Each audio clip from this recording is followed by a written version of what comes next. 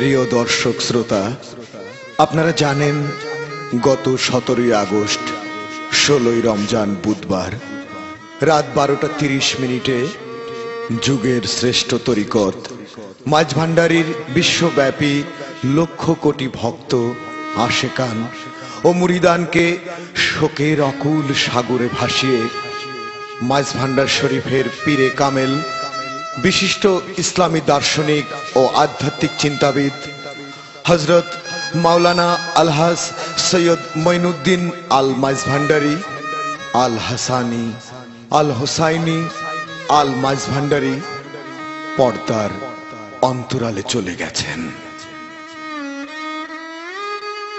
দেশের বিভিন্ন স্থানে লক্ষ কোটি জনতার অংশগ্রহণে নামাজে জানাজার মাধ্যমে তাকে দেয়া হয় আখিরাতের চিরবিদায়। দয়াল মুর্শিদের এই বিদায় যাত্রায় শেষ শ্রদ্ধা জানাতে সবাই সমবেত হয় প্রেম, ভালোবাসা আর ভক্তির টানে।